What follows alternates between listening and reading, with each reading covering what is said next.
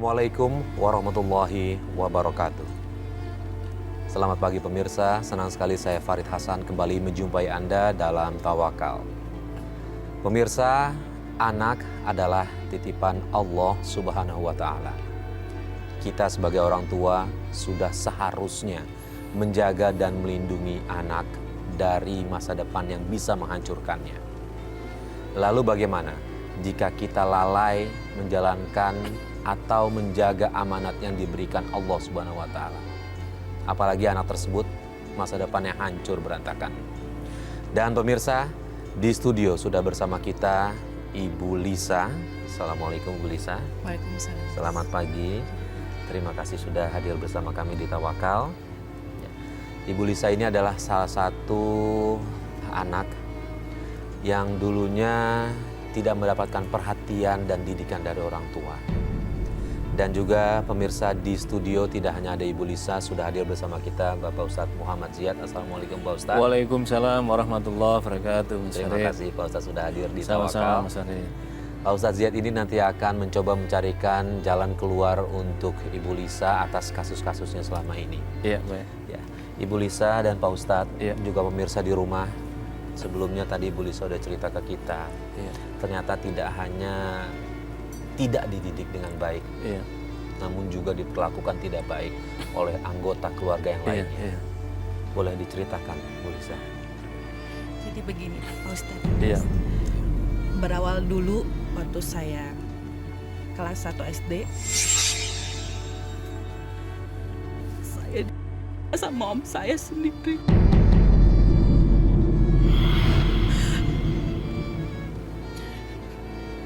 Saya merasa nggak bisa berbuat apa-apa pada saat itu Pak Ustadz.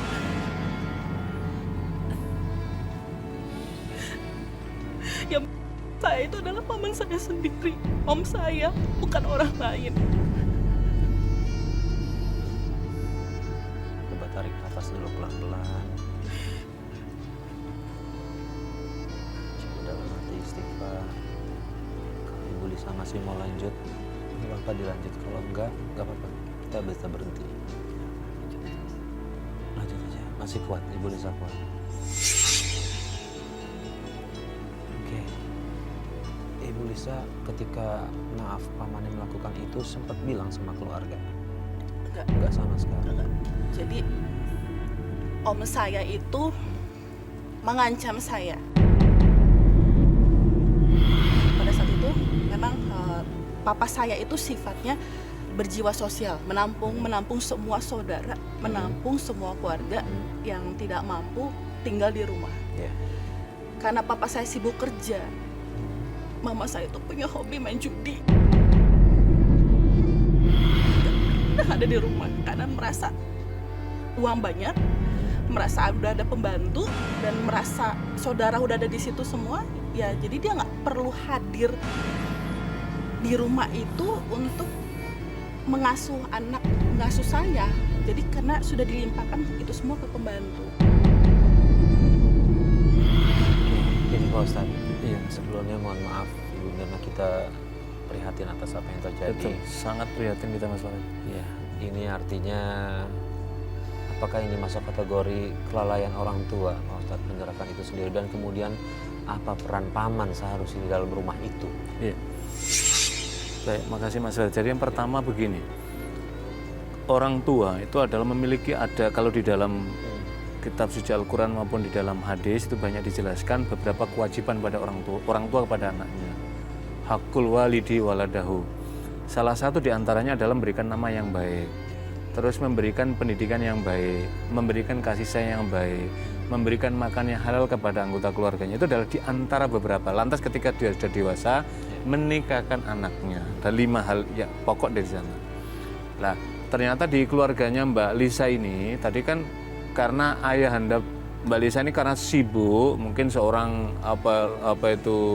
pejabat atau seorang orang berkarir kerja di salah satu perusahaan atau apa, sehingga nggak ada waktu. Kita banyak menjumpai para pemirsa di kota-kota besar, kesibukan orang ayah, maka seharusnya ini tugas berikutnya adalah diemban oleh seorang ibu. Tapi ternyata ibunya ini juga punya hobi yang sangat buruk sekali, dan ini adalah ini menjadi apa ya? Menjadi hal yang buruk karena ini tidak patut dilakukan seorang ibu karena nanti akan dicontoh oleh anaknya. Apalagi dengan praktek yang buruk ini kemudian tidak memberikan perhatian sama sekali kalau lihat cerita Mbak Lisa tadi kepada Mbak Lisa waktu kecil. Lah ternyata di rumahnya ini ada pamannya yang sesungguhnya niat baik ayahanda Mbak Lisa ini bagus menampung tadi itu yang karena sudah sukses inginlah orang lain di situ. Tapi ternyata pamannya ini juga punya perbuatan yang bejat yang seharusnya melindungi kepada keponakannya ternyata justru menghancurkan masa depan keponakannya dengan cara menghancurkan melalui kehormatan tadi. Nah di dalam Islam itu paman ini berarti saudara laki-laki dari ayahanda atau dari ibu. Nah dalam kaitan ini berarti kan dari pihak ayah tadi itu, dari pihak paman tadi itu, maka paman itu ada 4 wanita yang harus dilindungi oleh seorang laki-laki. Saya mau cerita tentang laki-laki dulu. Yang pertama adalah ibunya. Ibunya yang harus dilindungi, harus mendapatkan perhatian. Yang kedua adalah istrinya.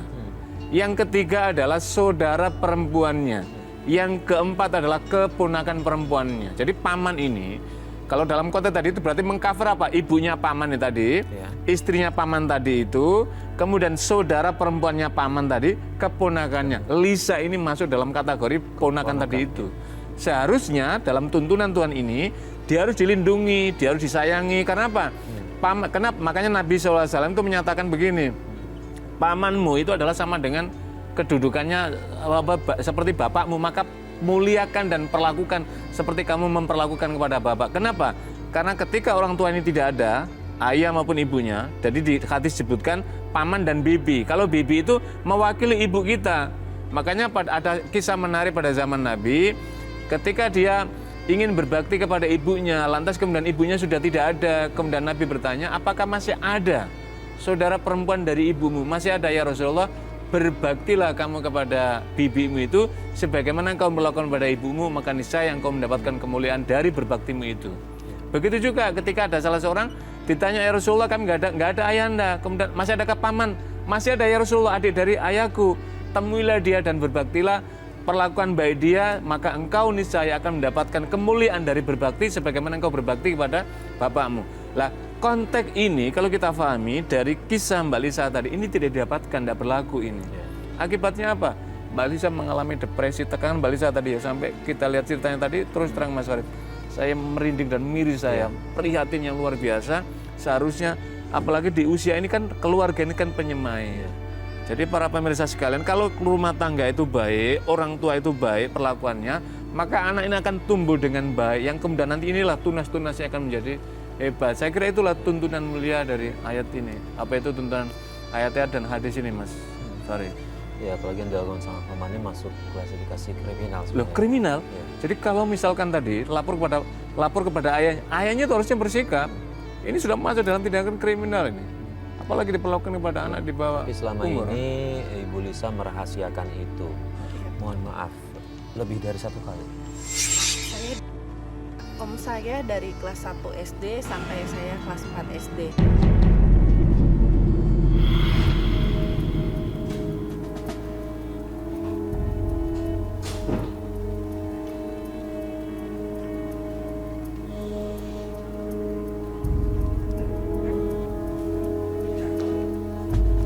Lisa, kamu lagi ngapain? Aku lagi ngerjain PR, Om. Emang kenapa sih?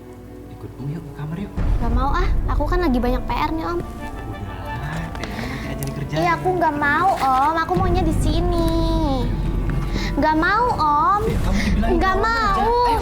Om, jangan, Om. Ayo, jangan Om, lama, jangan, Om. Ayo. Om. Saya tidak berani menceritakan kepada siapapun karena ancamannya itu adalah om saya akan ayah saya. Karena yang saya paling sayang itu di rumah cuma papa. Karena nggak ada yang peduli sama saya. Saya berpikir pada saat itu mindset saya nggak mau kehilangan papa saya. Lebih baik saya hancur daripada saya harus melihat papa saya sama om saya. Lisa sampai berapa lama merahasiakan itu? Kurang lebih 4 tahun saya.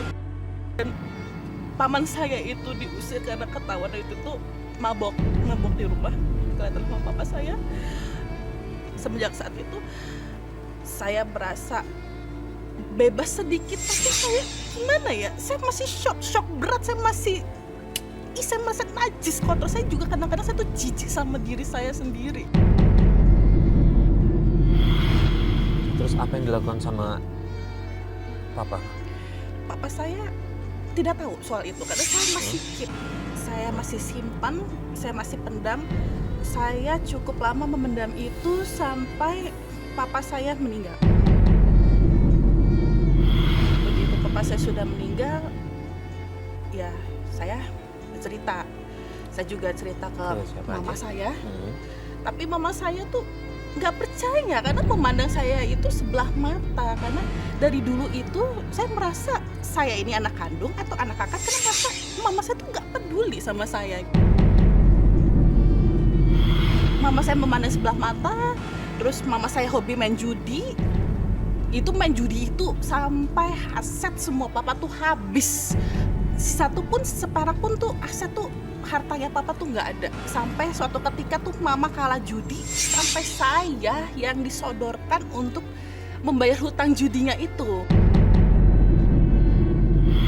Oke, lu bayar semua utang lo ya? Iya, tuh kebayar. Bohong lu. Iya, tenang aja. Udah, tunggu sini pada ya. Lisa! Lisa! Keluar! Ayo! Ayo, Lisa! Ayo, Lisa! Nih, anak gue, bawa ya. Tapi ingat, utang gue lunas. Ayo!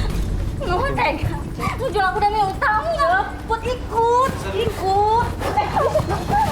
Mama tuh banyak utang, ayo! Lisa! Ayo bawa, ayo!